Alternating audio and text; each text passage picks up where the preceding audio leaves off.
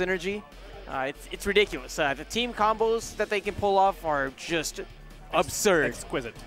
But I think that one thing that Dakpo and Awestin only have is just more experience, right? Mm-hmm. They're both very seasoned, especially when you compare them to Mew² and Hyrule Hero. Yeah. And I think that combined with Dakpo's great team prowess might give them the slight favoring, but I'm ready to eat my words anytime. Game 1, going off to Smashville.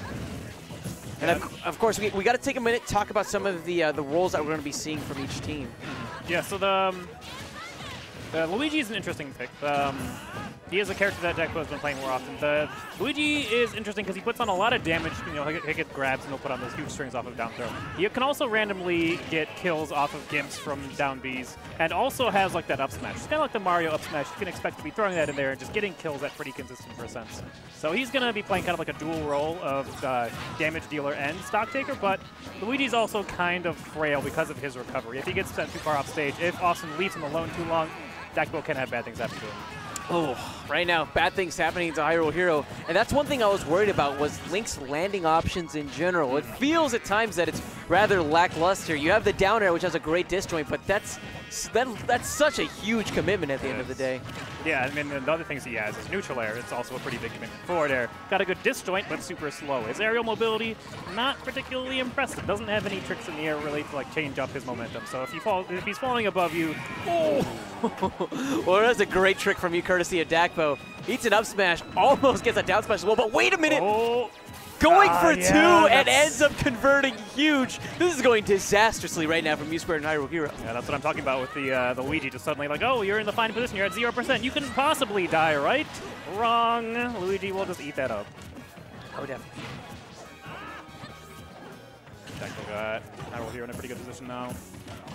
Now we definitely have to talk about how, in contrast to how Blue Team has definitely been capitalizing on preventing Green from landing, we haven't seen that really from Green. They haven't had the best punishes on some of these Blue members whenever they're actually landing. Yeah, and Ness is a character that's pretty hard to pin down as far as landing goes. He's got amazing aerial mobility. He's got a really good air dodge. He's got that up air. Ooh. And oh, wow, Dakpo, okay. Dakpo saying, you know what, my throw game may have been nerfed, so let me go ahead and capitalize off of my teammates instead. Yeah, get a little serve up here before I get the down B. That may have been one of the most brutal games I think I've actually seen. Yeah, that's it's not what you expect to see for whenever the Twins are in a game of doubles. Definitely not.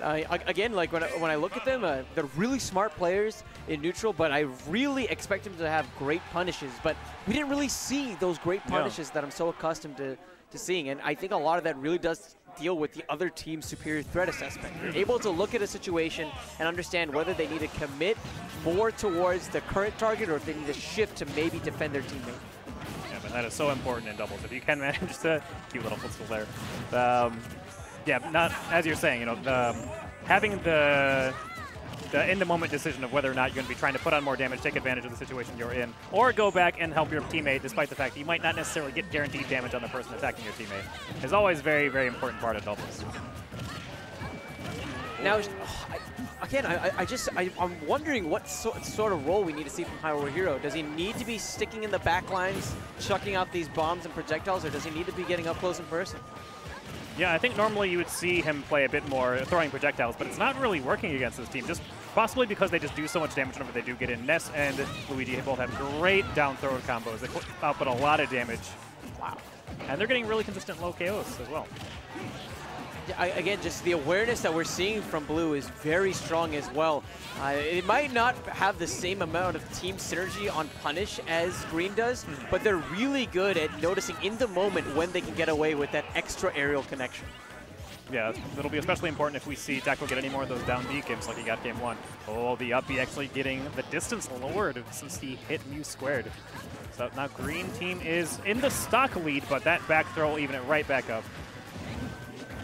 So much of this, when I'm looking at it, revolves around Mew². How long can he hold on to the stock? Neutral air says not very long at all. But again, focusing back on him, it looked like he was charging up on Dakpo, but just understanding that his teammate was in trouble, wants to get him out of a tricky situation. Oh, misfire from Dakpo. I don't know if that was a misinput, but a quick 30% from it. Yeah, we'll take it. We'll definitely take that. Especially against a character like Mewtwo who's so light. Yeah, 30% is like half of his stock.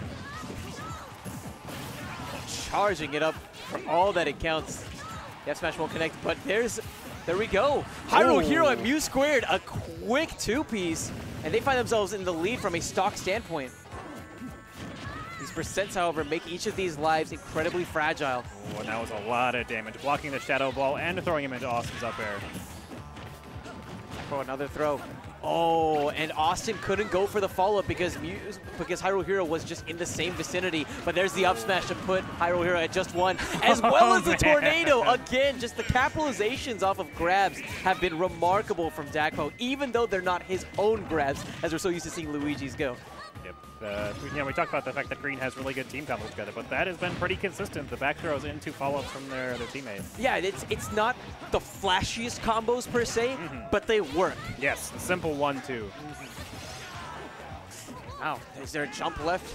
No jump, smart decision, but Dakpo calls it out. 2-0 and a handshake, but a significantly closer game this time around. Yeah, the really good plays in a lot of different parts there from Green Team. Like the spike that Mew² got whenever Dakpo grabbed the ledge a second time was really, really important. Mew² had Hyrule Hero had a really good space tip F tilt whenever Dakpo was coming up from the ledge.